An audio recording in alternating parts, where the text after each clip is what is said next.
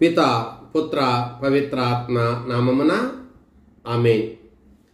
మన రక్షకుడైన యేసుక్రీస్తు నామమున మీ అందరికీ శుభములు.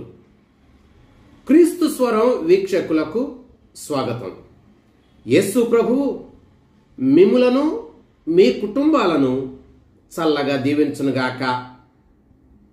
ప్రియ సహోదరి, ప్రియ సహోదరా, ఈరోజు తల్లి శ్రీ సభ సామాన్య కాలంలో 18వ ఆదివారాన్ని కొనియాడుచున్నది. ఈ 18వ ఆదివారం రోజున ప్రభు అయిన దేవుడు బైబిల్ గ్రంథము నుండి మనందరితో 3 దివ్య గ్రంథ పఠనాల ద్వారా మాట్లాడుచున్నాడు.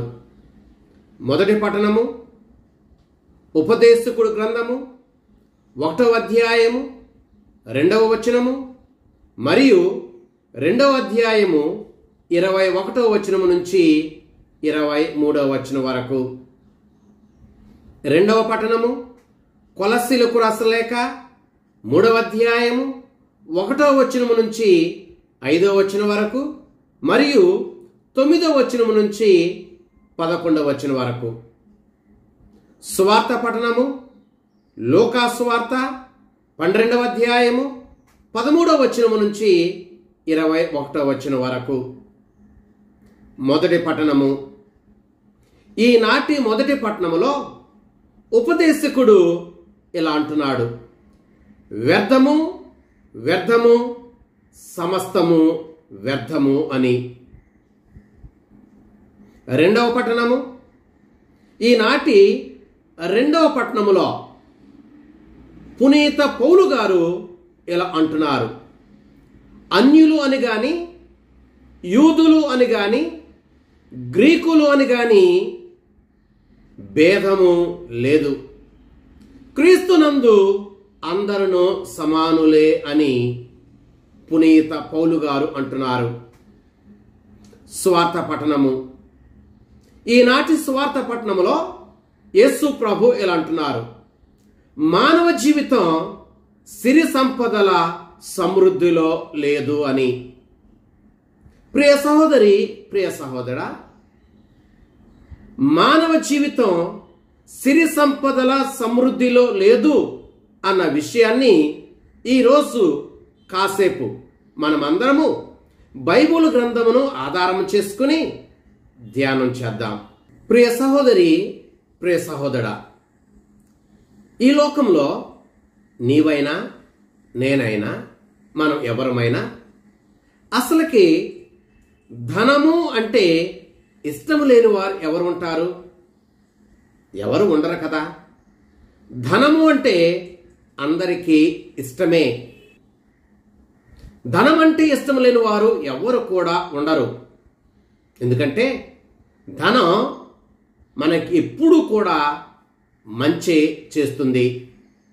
కానీ ఆ ధనము పట్ల మనకున్నటువంటి అత్యాశ గమనిద్దాం. ఆ ధనము పట్ల మనకున్నటువంటి అత్యాశ మనకి ప్రమాదాన్ని తెస్తుంది. ఈ ధనము మన హృదయానికి బయట ఉన్నంత వరకు ఈ ధనం మనకి మంచి చేస్తుంది. కానీ ఎప్పుడైతే ఈ ధనము లేక ఈ సిరి సంపదలు మన హృదయములోనికి ప్రవేశిస్తాయో, మన హృదయములో చోటు చేసుకుంటాయో, ఆ ధనము వలన మనకి అత్యాశ కలుగుతుంది. ఈ అత్యాశ వలన ధనము ద్వారా మనకి కీడు జరుగుతుంది, ప్రమాదము పొంచి ఉంటుంది. అందుకనే యేసుక్రీస్తు ప్రభు ఈ రోజున ఈనాటి సువార్త పఠనం ద్వారా నిన్ను, నన్ను, మనందరినీ కూడా తీవ్రముగా హెచ్చరిక చేస్తున్నాడు. ఈ అత్యాశ విషయంలో చాలా చాలా జాగరూకత వహించాలి అని. ప్రియ సహోదరి, ప్రియ సహోదరుడా, ఈ సిరి సంపదలను మనకిచ్చిన వాడు దేవుడే. ఈ సిరి సంపదలను మనకు ఎందుకు ఇచ్చాడంటే ఈ సిరి సంపదల వలన మనకి మేలు జరగాలని. దేవుడు ఇచ్చినటువంటి ఈ సిరి సంపదల మీద ఆధారపడకుండా మనము దేవుని మీద ఆధారపడాలి. అలా కాకుండా ఈ సిరి సంపదల మీదే ఆధారపడితే అత్యాశ కలుగుతుంది. ఈ అత్యాశ మనకు వినాశనాన్ని తీసుకొస్తుంది. ఈ సిరి సంపదలను దేవుడే మనకిచ్చాడు అన్న విషయాన్ని కాసేపు బైబిల్ గ్రంథం నుంచి మనం ధ్యానం చేద్దాం. నెంబర్ 1, ద్వితీయోపదేశ కాండము 8వ అధ్యాయము 18వ వచనములో ప్రభు ఇలా సెలవిస్తున్నాడు, మిమ్ములను సంపన్నులుగా చేసినది ప్రభువే అని మీరు గుర్తించండి. నెంబర్ 2, రాసుల దినచర్యలు 1వ గ్రంథము 29వ అధ్యాయము 12వ వచనములో ప్రభు ఇలా సెలవిస్తున్నాడు, నరులకు ఎల్ల సిరి సంపదలను గౌరవమును దయచేయువాడు ప్రభువే అని. నెంబర్ 3, యోబు గ్రంథము 1వ అధ్యాయము 21వ వచనంలో యోబు ఇలా అంటున్నాడు, ప్రభువు దయచేసిన వాటినెల్లా మరలా ప్రభువే తీసుకొనెను, అతని నామమునకు స్తుతి కలుగునుగాక అని యోబు అంటున్నాడు. నెంబర్ 4, సామెతల గ్రంథము 10వ అధ్యాయము 22వ వచనములో ప్రభు ఇలా సెలవిస్తున్నాడు, దేవుని దయ వలననే సిరి సంపదలు అబ్బును, స్వయం కృషి వలన సంపదలు కలుగవు అని. ఆదికాండము 26వ అధ్యాయము 12వ వచనములో ప్రభు ఇలా సెలవిస్తున్నాడు, ఇస్సాకు పొలమున విత్తనములను విత్తగా 100 రెట్ల పంట అతని చేతికి వచ్చెను, దేవుడు అతనిని దీవించెను అని. నెంబర్ 6, ఆదికాండము 39వ అధ్యాయము 2వ వచనములో ప్రభు ఇలా సెలవిస్తున్నాడు, దేవుడు యోసేపుకి తోడుగా ఉండెను, కావునని అతడు వర్ధిల్లేను అని. ప్రియ సహోదరి, ప్రియ సహోదరుడా, మనం ఇప్పుడు విన్నటువంటి ఈ 6 వచనాలలో ప్రభు మనకిస్తున్న సందేశం ఇది. సిరి సంపదలను మనకు ఇచ్చువాడు దేవుడే అని. ఆ సిరి సంపదల ద్వారా మనం దేవుని స్తుతించాలి, కానీ ఆ సిరి సంపదల మీద మనం ఆధారపడకూడదు. ఈ సిరి సంపదలు మన హృదయము బయట ఉండాలి, కానీ ఆ సిరి సంపదలు మన హృదయములోనికి ప్రవేశించకూడదు, మన హృదయములో స్థానము ఉండకూడదు. ప్రియ సహోదరి, ప్రియ సహోదరుడా, దేవుడు మనకిచ్చినటువంటి ధనం లేదా దేవుడు మనకిచ్చినటువంటి సిరి సంపదలు మనకు ఎన్నడూ కూడా చెడు చేయవు. కానీ దాని పట్ల మనకు ఉన్నటువంటి హృదయపు ధోరణి లేదా మన దృష్టికోణము ఆ ధనాన్ని మంచిగా గాని చెడుగా గాని చేస్తున్నాయి.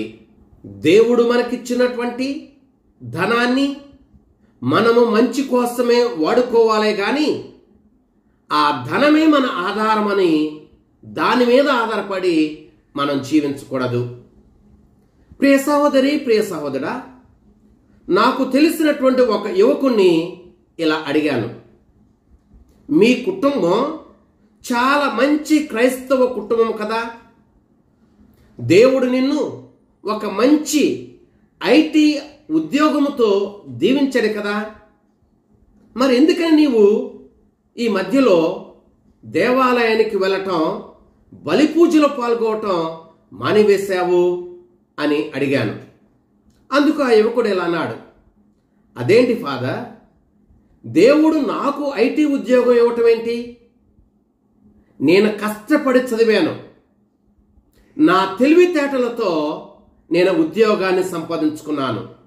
దేవుడు ఇస్తే వచ్చిన ఉద్యోగం కాదు, నా కష్టం వలన, నా తెలివితేటల వలన నాకు ఆ ఉద్యోగం వచ్చింది. అంతే తప్ప దేవుడు నాకు ఇవ్వాల, నేను దేవుని మీద ఆధారపడను, నా శక్తి సామర్థ్యాల మీద, నా తెలివితేటల మీద ఆధారపడుతున్నాను అని అన్నాడు. ప్రియ సహోదరి, ప్రియ సహోదరా, కొంతకాలం గడిచింది. ఇప్పుడు ఆ వ్యక్తి ఐటీ ఉద్యోగం పోయి ఉద్యోగం కోసం ఆయన వెతకటం ప్రారంభించాడు. ఈ క్రమంలో ప్రార్థనా సహాయాన్ని అడుగుతూ ఉన్నాడు. ప్రియ సహోదరి, ప్రియ సహోదరా, మనం కలిగి ఉన్నది ఏదైనా సరే అది దేవుడు మనకిస్తేనే వచ్చినవే తప్ప మన స్వయం కృషి వలన కానే కాదు. అందుచేత వాటిని మనకిచ్చినటువంటి దేవుణ్ణి మన జీవితానికి ఆధారంగా చేసుకొని జీవించాలి తప్ప ఆ దేవుణ్ణి మరిచిపోకూడదు. ఈనాటి స్వార్థపట్నములో సంపన్నుడైనటువంటి ఆ లోబి చేసినటువంటి తప్పు కూడా ఇదే.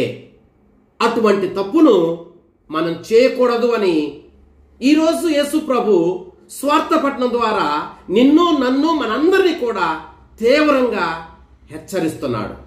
ప్రియ సహోదరి, ప్రియ సహోదరా, మనలో కూడా చాలా మంది ఈనాటి స్వార్థపట్నంలో ఉన్నటువంటి సంపన్నుడైనటువంటి లోబిలాగానే జీవిస్తూ ఉంటారు.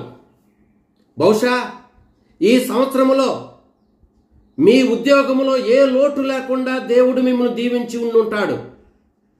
మీ వ్యాపారములో ఏ లోటు లేకుండా దేవుడు మిమ్మల్ని దీవించి ఉండి ఉంటాడు. మీ పనులలో ఏ లోటు లేకుండా దేవుడు మిమ్మల్ని దీవించి ఉండి ఉంటాడు. మీ పాడి పంటలలో ఏ లోటు లేకుండా దేవుడు మిమ్మల్ని దీవించి ఉండి ఉంటాడు. అయితే నీవు కూడా ఈనాటి సువార్త పట్టణంలో ఉన్నటువంటి సంపన్నుడైనటువంటి లోబిలాగానే నీ తోటి వారిని మర్చిపోతున్నావా? వీటిని ఇచ్చినటువంటి దేవుణ్ణి కూడా నీవు మర్చిపోతున్నావా? ఆలోచన చేయి. దేవుడు నీకు ఇచ్చిన వాటిలో కొంచెమైనా నీ తోటి వారి కోసం, వారి మేలు కోసం వినియోగించావా? దేవుడు నీకు ఇచ్చినటువంటి వాటిలో కొంచెమైనా దేవుని కోసం, దేవుని రాజ్యం కోసం, దేవుని పని కోసం కొంచెమైనా నీవు హెచ్చించావా? ఆలోచన చేయి. ఒకవేళ ఎవరైనా చేస్తూ ఉన్నట్లయితే కొందరు ఇలా అంటూ ఉంటారు, మా నాన్నగారు హెచ్చించారు కదా, నేను చేయనవసరం లేదు అని.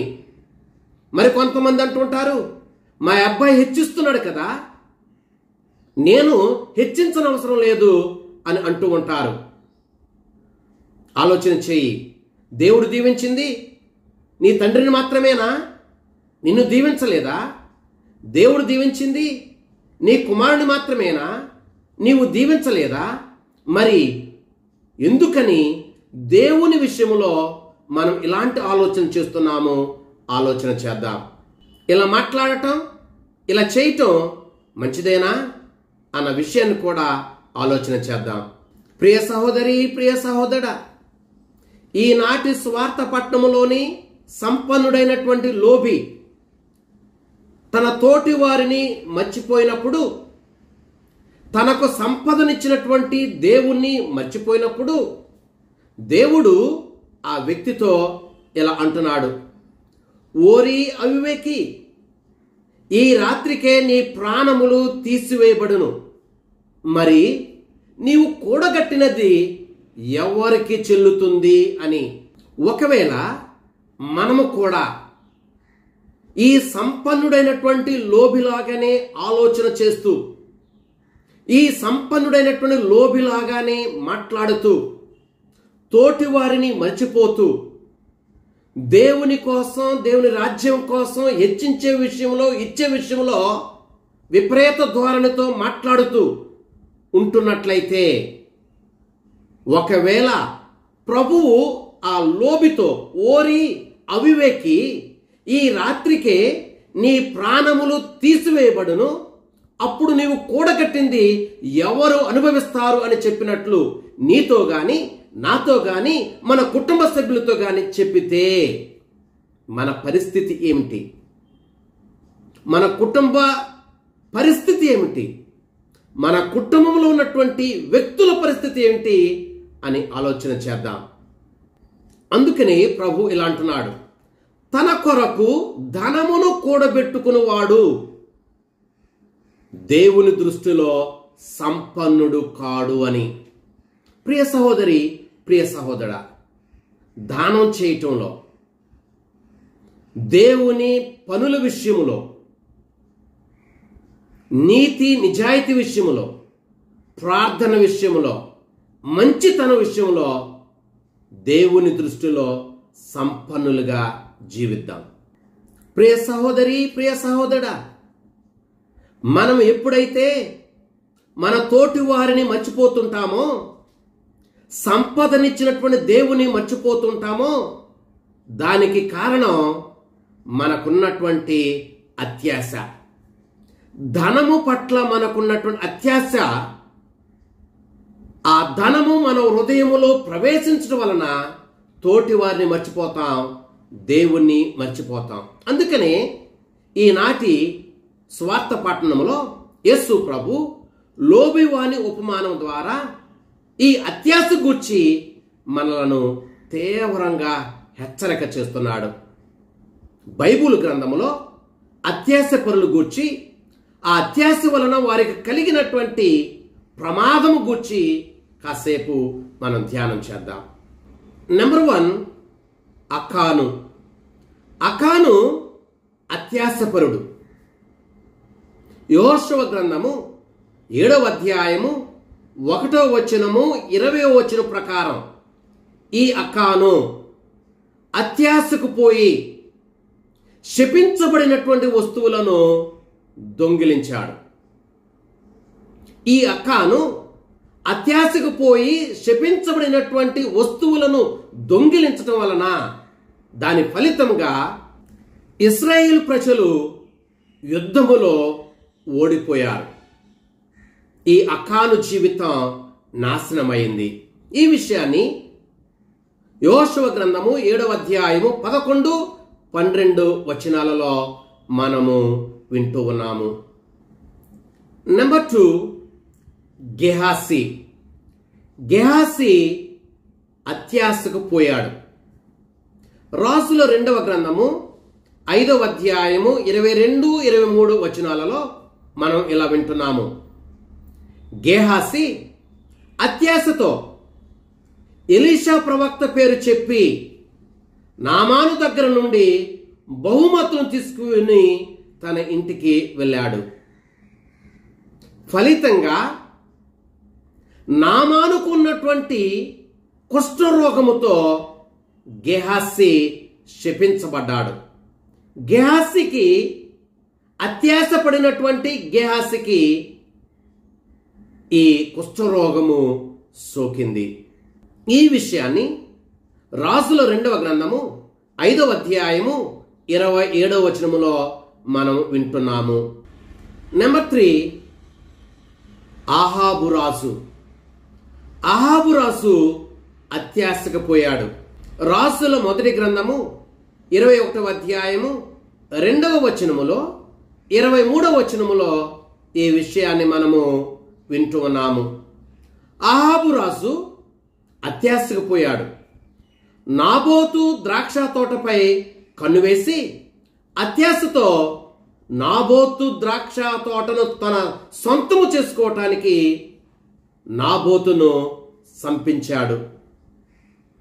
ఫలితంగా ఆహాబు దేవుని శిక్షకు గురయ్యాడు. ఏ ఆహాబు అయితే నాబోతును చంపించాడో, నాబోతు యొక్క రక్తమును కుక్కలు ఏ చోట అయితే నాకాయో అదే చోటులో ఆహాబు రాజు యొక్క రక్తమును కూడా కుక్కలు నాకటం జరిగాయి. ఈ విషయాన్ని రాజుల 1వ గ్రంథము 21వ అధ్యాయం 19వ వచనములో మనం చదువుతున్నాము. అంతేకాదు, నాబోతు చంపబడటానికి కారణమైనటువంటి యెజబెలు రాణిని కూడా కుక్కలు పీక్కుని తిన్నాయి. రాజుల 1వ గ్రంథము 21వ అధ్యాయము 23వ వచనములో మనం చదువుకుంటున్నాము. నెంబర్ 4, యోధా ఇస్కరియోతు. యోధా ఇస్కరియోతు అత్యాశకు పోయాడు. మత్తయి సువార్త 26వ అధ్యాయము 15వ వచనం ప్రకారము యోధా ఇస్కరియోతు అత్యాశతో యేసు ప్రభువుని 30 వెండి నాణేలకు అమ్మివేశాడు. ఫలితంగా ఈ యోధా ఇస్కరియోతు ఉరివేసుకుని చనిపోయాడు. మత్తయి వార్త 27వ అధ్యాయము 5వ వచనములో ఈ విషయాన్ని మనము వింటూ ఉన్నాము. నెంబర్ 5, అననీయ సఫీరా. ఈ దంపతులు కూడా అత్యాశకు పోయారు. అపోస్తుల కార్యములు 5వ అధ్యాయము 2వ వచనం ప్రకారం అననీయ సఫీరా ఇద్దరు కూడా కూడబలుకొని అమ్మినటువంటి ఆస్తిలో వచ్చినటువంటి ధనాన్ని కొంత తమ వద్ద ఉంచుకుని కొంత తీసుకుని వెళ్ళి అపోస్తుల పాదాల వద్ద ఉంచారు. ఫలితంగా అపోస్తుల కార్యములు 5వ అధ్యాయము 5వ వచనం ప్రకారము అననీయ చనిపోయాడు. అపోస్తుల కార్యములు 5వ అధ్యాయము 10వ వచనం ప్రకారము సఫీరా కూడా అక్కడే ప్రాణము విడిచింది. ప్రియ సహోదరి, ప్రియ సహోదరుడా, మనలో కూడా చాలా మంది అకానులాగా, గెహాసీలాగా, అహాబు రాజులాగా, యోధా ఇస్కరియోతులాగా, అననీయ సఫీరాలాగా అత్యాశకు పోయేవారు ఉంటూ ఉంటారు. అత్యాశను మనం కలిగి ఉంటే ఈ వ్యక్తులకు కలిగినటువంటి ప్రమాదమే మనకు కూడా కలుగుతుంది. కనుక మనం అత్యాశకు పోకూడదు. దేవుడిచ్చినటువంటి సిరి సంపదల్ని మన హృదయానికి బయట ఉంచాలి. ఒక్కసారి ఆ సిరి సంపదలకి మన హృదయంలో చోటిస్తే అత్యాశకు గురి అవుతాం. అత్యాశ వలన మనము దేవుని తీర్పుకు గురి అవుతాం అన్న విషయాన్ని మనం మర్చిపోకూడదు. ప్రియ సహోదరి, ప్రియ సహోదరుడా, అసలుకి నరుడు ఎందుకు అత్యాశకు పోతాడు అన్న ప్రశ్న మనకు రావచ్చు. ఎందుకు నరుడు అసలుకి అత్యాశకు పోతాడు అంటే, ఈ నరుడు దేవుని ఎందుకంటే సంపద యందే, వస్తువుల యందే నాకు చాలా భద్రత ఉంది అని నమ్ముతాడు. కానీ ఇది వాస్తవం కాదు. వస్తువుల యందు మనకు భద్రత ఉండదు. కేవలం దేవుని యందు మాత్రమే మన జీవితానికి భద్రత ఉంటుంది. ప్రియ సహోదరి, ప్రియ సహోదరుడా, ఒక వ్యక్తి తన ఇంటి చుట్టూ ఓ బలమైన గోడను కట్టించాడు. దానికి కరెంటు కంచెను కూడా వేయించాడు. ఒక మంచి పేరు ఉన్నటువంటి కుక్కను కూడా పెంచుకుంటున్నాడు. తను అనుకున్నాడు, నా ఇంటి చుట్టూ ఓ బలమైనటువంటి గోడ నిర్మించుకున్నాను, కరెంట్ ఫెన్సింగ్ కూడా వేయించుకున్నాను,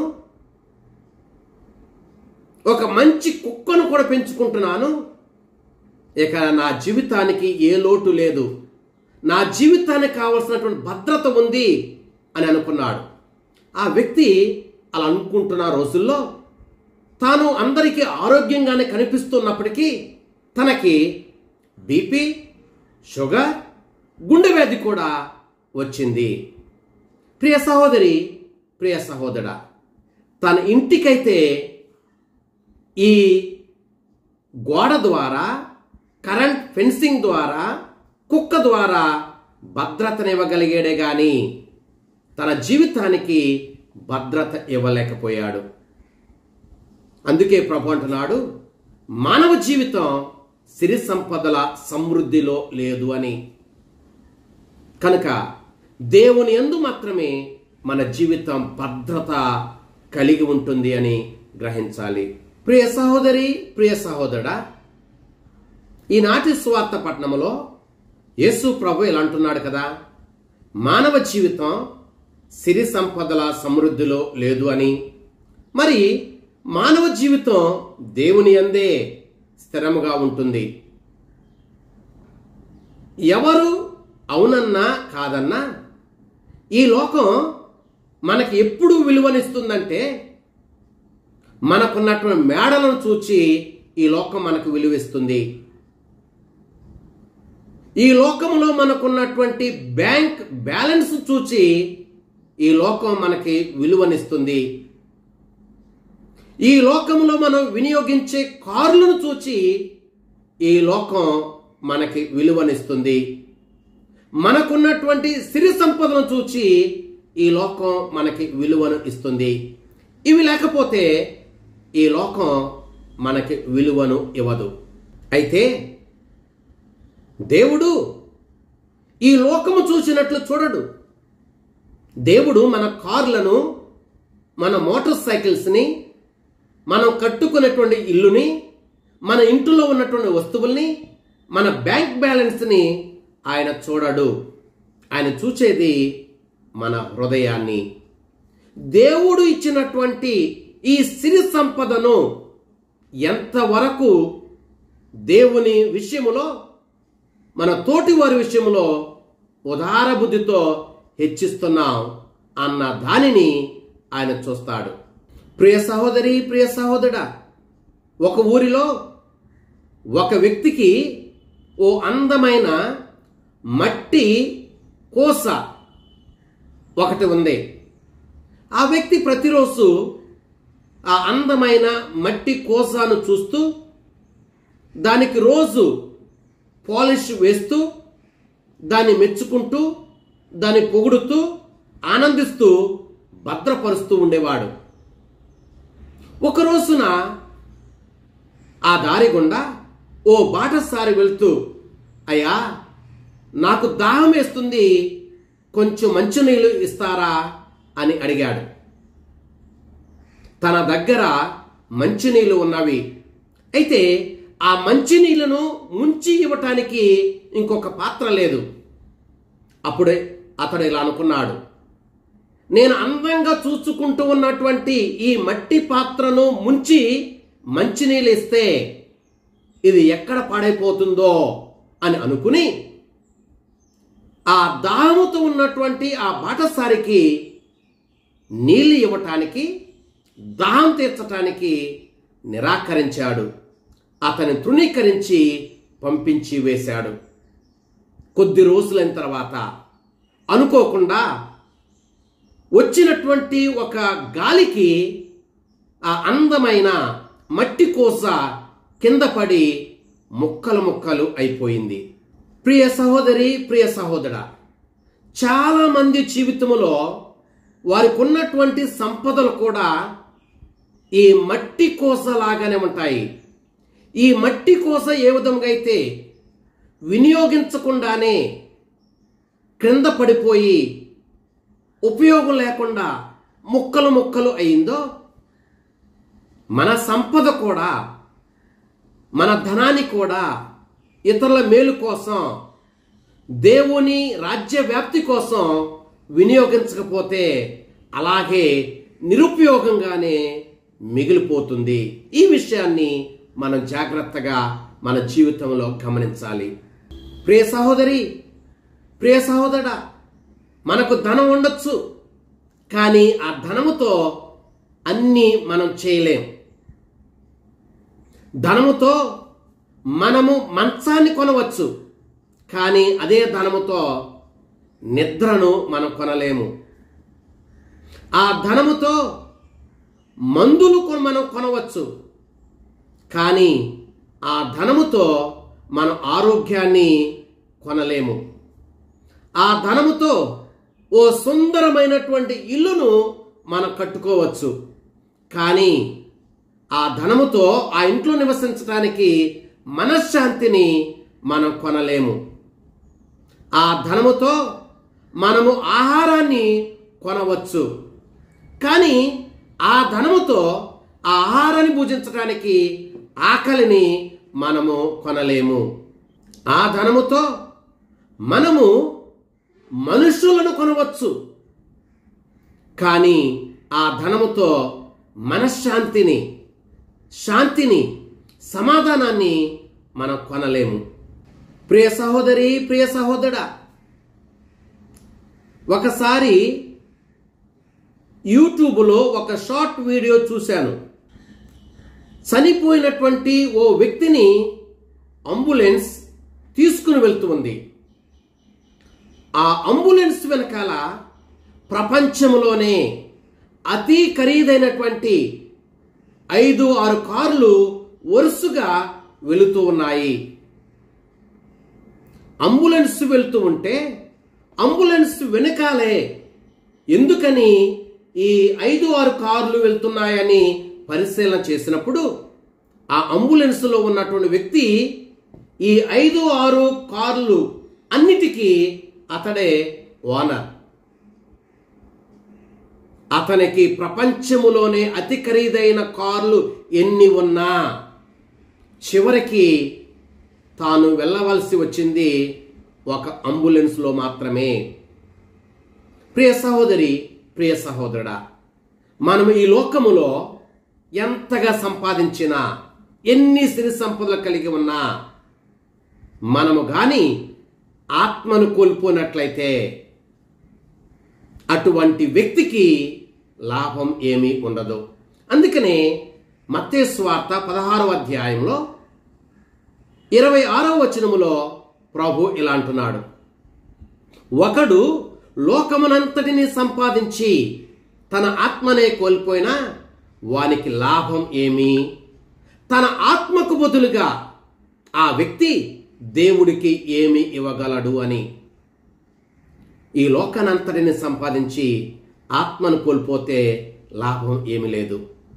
మనం కలిగి ఉన్నవి అన్నీ కూడా ఆత్మను కాపాడుకోవటానికే అవి మనకు ఉపయోగపడాలి. అంతే తప్ప ఆ ఆత్మను కోల్పోయే విధంగా మన సిరి సంపదలు మనకి సహాయపడకూడదు. అందుకని మనము దేవుని యందు సంపన్నులుగా ఉండాలి. మనము దేవుని యందు ఎలా సంపన్నులుగా ఉండగలమంటే, నెంబర్ 1, ఇతరుల పట్ల మనము ఉదార బుద్ధితో జీవించాలి. నెంబర్ 2, సిరి సంపదల కంటే దేవుని నమ్ముకోవటం, దేవుని మీద ఆధారపడటం వలన మనము దేవుని యందు సంపన్నులుగా జీవించగలుగుతాం. నెంబర్ 3, ప్రార్థనలో జీవించటం, దాన ధర్మములతో జీవించటం వలన దేవునితో మన సంపన్నులుగా జీవించగలుగుతాం. అందుకనే ప్రభు ఇలా అంటున్నాడు మత్తయి సువార్త 6వ అధ్యాయం 20వ వచనములో, నీ సంపదలను పరలోకమునందు కూడబెట్టుకొనుము, అచ్చట వానిని చెదలు తుప్పు తినివేయవు, దొంగలు కన్నము వేయరు అని. కనుక మన సంపదను దేవుని యందు కూడబెట్టుకుందాం. ప్రియ సహోదరి, ప్రియ సహోదరుడా, ఒక్క విషయాన్ని ఈరోజు మనము క్షుణ్ణంగా తెలుసుకోవాలి. జీవితం ఎవరికి శాశ్వతం కాదు. జీవితం అశాశ్వతం. సువార్త పట్టణంలోని సంపన్నుడైనటువంటి లోబి తాను ఎక్కువ సంవత్సరాలు బ్రతుకుతానని అనుకున్నాడు. అందుకనే తనలో తాను అనుకున్నాడు, నా ప్రాణమా తినుము త్రాగుము సుఖించుము, అనేక సంవత్సరములు సరిపడిన సంపద ఉంది అని. కానీ దురదృష్టవశాత్తు దేవుడు అతనితో మాట్లాడాడు, ఓరి అవివేకి, ఈ రాత్రికే నీ ప్రాణములు తీసివేయబడును అని. అనగా జీవితం శాశ్వతం కాదు, ఎవరికి శాశ్వతం కాదు. ఎప్పుడు ఎలా ఉంటుందో ఎవరికి కూడా తెలియదు. కనుక దేనిని కూడా వాయిదా వేయకు, మంచిని వాయిదా వేయకు, ప్రార్థన చేయటం వాయిదా వేయకు, దివ్య బలి పూజకు రావటం వాయిదా వేయకు, మారు మనస్సు పొందటానికి వాయిదా వేయకు. ప్రియ సహోదరి, ప్రియ సహోదరుడా, ఓ రాజుకి ఒక కుక్క ఉంది. ఒక రోజున ఆ కుక్క చనిపోయింది. కుక్క చనిపోతే రాజు ఏమనుకుంటాడో, వెళ్ళకపోతే ఏమనుకుంటాడో, సంతాపాన్ని తెలియచేయకపోతే ఏమనుకుంటాడో, కన్నీరు కార్చకపోతే ఏమనుకుంటాడో అనుకుని రాజ్యములో ఉన్న వారందరూ కూడా ఆ రాజ్యమందిరానికి వచ్చి కన్నీరు కార్చారు, సంతాపాన్ని వ్యక్తం చేశారు. ఇది చూసినటువంటి రాజు, కుక్క చనిపోతేనే ఎంతగా వీళ్ళు బాధపడుతున్నారు, ఎంతగా సంతాపాన్ని వ్యక్తం చేస్తున్నారు, కన్నీరు కారుస్తున్నారు, ఇది అంతా నా గొప్పతనమే అని అనుకున్నాడు. అనుకుని తన ఇష్టం వచ్చినట్లు జీవించాడు. కానీ ఒక రోజున రాజు కూడా చనిపోయాడు. ఈ వార్త రాజ్యమంతటా కూడా తెలిసింది.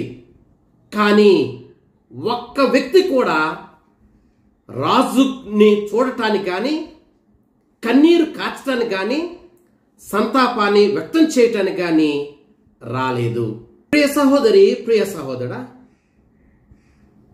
కుక్క చనిపోయినప్పుడు వచ్చినటువంటి ప్రజలు రాజు చనిపోయినప్పుడు ఎందుకు రాలేదు అని అంటే, రాజు మీద ఉన్నటువంటి భయంతో వచ్చారు. కుక్క మీద ఉన్నటువంటి ప్రేమతో కాదు.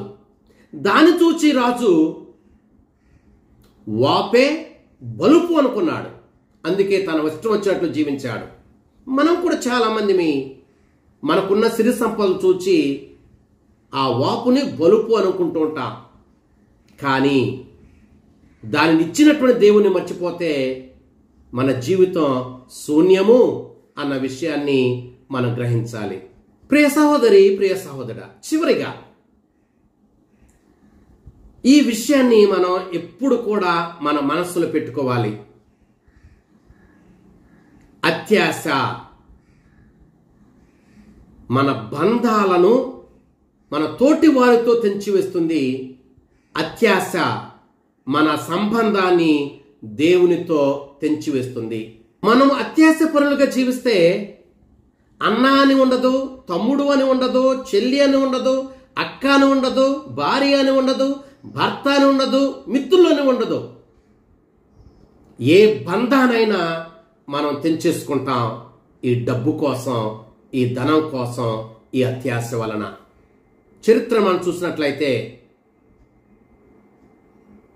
ఈ ఆసియా ఖండములోనే అతి సంపన్నుడిగా పిలువబడుతున్నటువంటి ముఖేష్ అంబానీ తన సోదరుడు అనిల్ అంబానీతో బంధాలు లేవు.